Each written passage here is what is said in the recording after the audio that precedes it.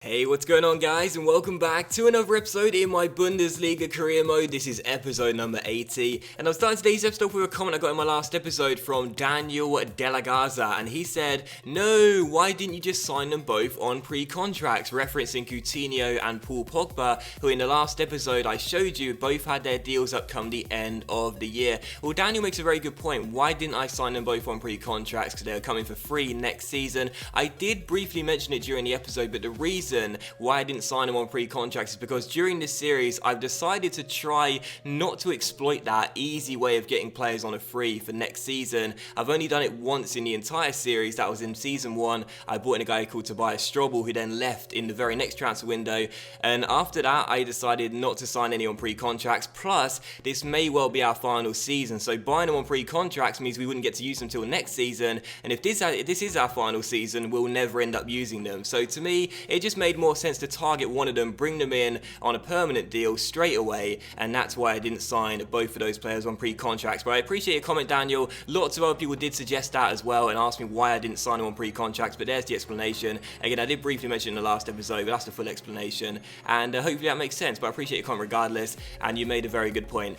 Still falling out, it's time for transfer deadline day. So transfer deadline day arrives here for possibly the final time during this series, and of course after signing Coutinho for £35 million in the last episode, we didn't really have any targets in mind. Really, it was about keeping hold of our players. We rejected bids from Crystal Palace and Atletico Madrid for Lewis Holtby and also Danilo respectively, but we did make one signing, and probably our last ever signing on our final transfer deadline day. David Calderoni, who is a new gen / regen, 20 years old, 73 overall right back. He's got some pretty decent stats, as you'll see him in just a moment's time. He looks okay, but he's only got a 1-star weak foot. Yeah, it also says he can play left back, so that's a little bit worrying for me. I probably won't play him on that side, but either way, he looks alright. His valuation shot up to £4.1 million now, and he looks pretty decent. I don't know whose regen it would be. If it is a regen, he might just be one of those good new gen players, but he's got the exciting prospect tag, which is pretty cool. High work rates as well, and yeah, he looks pretty decent, so I can't tell what regen it would be. I initially thought it might be Abate, but he's still playing for Milan in the game, so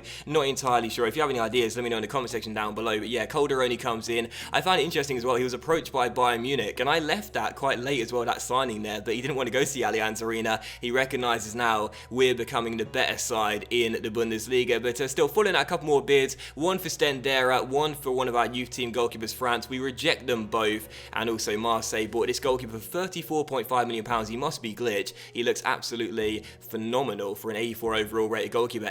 90 reflexes, an 88 dive, and 84 overall. Looks pretty decent indeed, but still, that was how transfer deadline day would end then. Just the one signing for Hamburg, and of course we did our business in the last 2 episodes, selling Maximilian Meyer for £34.5 million to Lyon, then bringing in Coutinho for just £500,000 more from Atletico Madrid, and a pretty uneventful January transfer window for our final, or presumably final one during this series, or probably final one I should say. There's still a chance we'll continue with this series next season and beyond, but either way, we didn't really need to do that much in this January transfer window. I've said before, this squad is really good. You can see the squad report right here. You can see how the players are currently getting on. You know, they really do look as though this is a side that can definitely compete to win the Champions League. Last season reaching the final before Manchester United beat us in heartbreaking circumstances. You know, this is a side which is good enough to win the treble. We just haven't performed that way in the first half of the season. So for me, I don't think we need to change the personnel. I just think we need to change our mentality and the tactics as well. I think I just need to become a bit more adventurous and a bit more aggressive in my style. Instead of just passing the ball around and trying to work the ball into the box, you know, go down the wing, cross the ball into the centre, you know, see if Correa can win some headers or strike the ball from range. We've got some long range specialists in this team, so I think I just got to be a bit more aggressive, take more risks, take more shots, and I think we'll start to score more goals and inevitably as well start to win games, which we need to do, because as you'll see in the league table in just a moment's time, we may still be top of the table, but we haven't really won enough games to show that we're going to be dominant in the Bundesliga in our defence of the title. So I said before, you know, we haven't been playing that well in the first half of the season despite being being top of the table. You'll see the league table right now.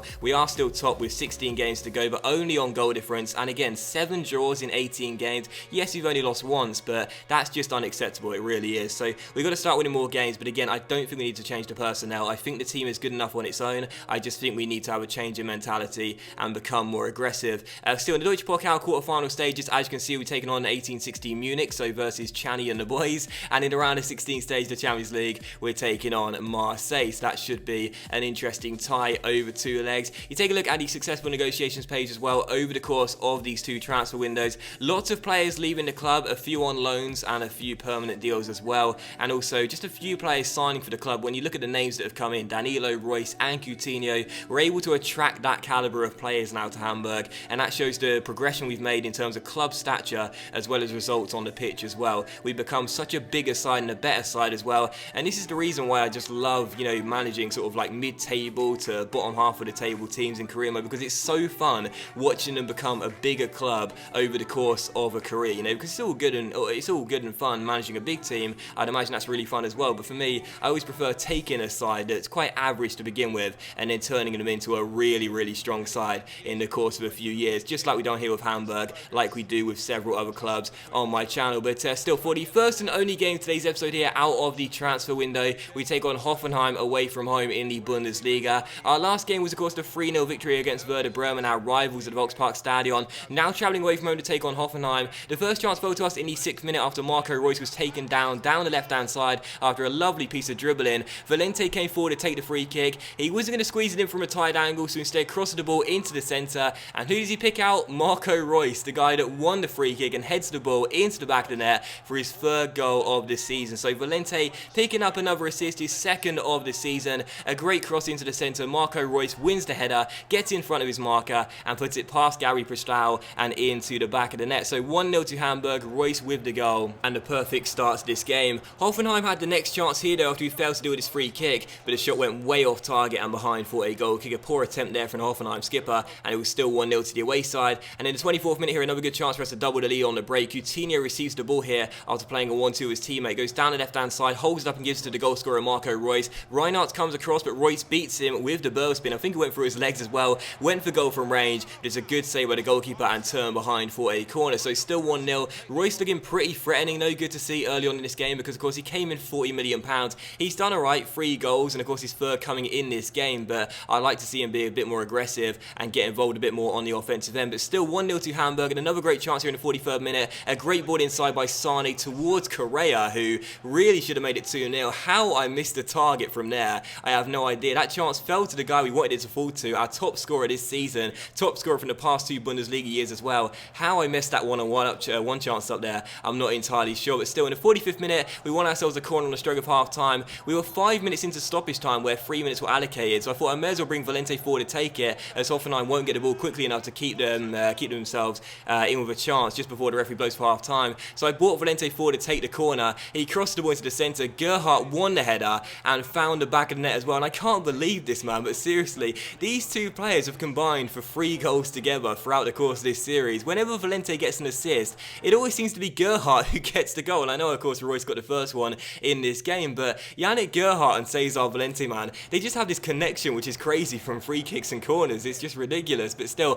Hoffenheim 0, Hamburg 2. Another assist for Cesar, his 2nd of the game, and it is 2-0 to the away side. Gerhardt with the goal there. And in the second half, 10 minutes after the restart, Hoffenheim tried to respond, but their problem in this game was that they were getting chances but just weren't hitting the target. They had quite a few of them, but Valente for the most part was relatively untroubled in his goal, as we still led by 2-0, whereas Prestau in the Hoffenheim goal had to keep on making save after save as we got ourselves chance after chance, kept on hitting the target, but the goalkeeper was doing a good job in goal despite conceding 2, but almost here he got caught out from his cross by Holtby. Coutinho, the little man, won the header but could not hit the target. So still 2-0 to Hamburg, but we were the better side in this game throughout the game, really. We were stronger, we were the better team, and again, Hoffenheim did have some chances but just couldn't hit the target and weren't clinical enough. And in stoppage time of this game, still leading by 2-0, I once again brought Cesar Valente forward for a corner here. I was desperate to see him get a hat-trick of assists and become the first player in this series to get 3 assists in one game. The corner was dealt with, but it came back towards Cesar Valente down the right-hand side, took it round his man with a nice little dummy, then took it around another man, but sadly the cross was a pretty poor one and it went harmlessly behind for a goal kick. So I was so desperate to see Valente get a third assist in this game. Sadly, it wasn't to be, but he still had a really good performance. Another clean sheet for him once again, and a really, really comfortable 2-0 victory for us. So final score away from home, Hoffenheim 0, Hamburg 2, a good result. And again, Hoffenheim played all right, but they couldn't hit the target. That was their problem. Whereas for us, we looked really, really strong every time we went forward. 8 shots and 6 on target. And in the end, only 2 goals. I'm actually a little bit disappointed about that. I think we should have scored more. But still, Valente with a couple of assists, a 9.9 for him, plus the clean sheet too. Very good performance as we won the game by 2-0. And going into the next game, we take on Borussia Mönchengladbach. That will be in the next episode in a first versus second clash. Where if we win, we can extend the gap to 5 points at the top of the table. But if Borussia Mönchengladbach win, they'll overtake us by a single point with 13 games to go. So the next episode is going to be absolutely massive. It also features our Deutsche Pokal quarter-final game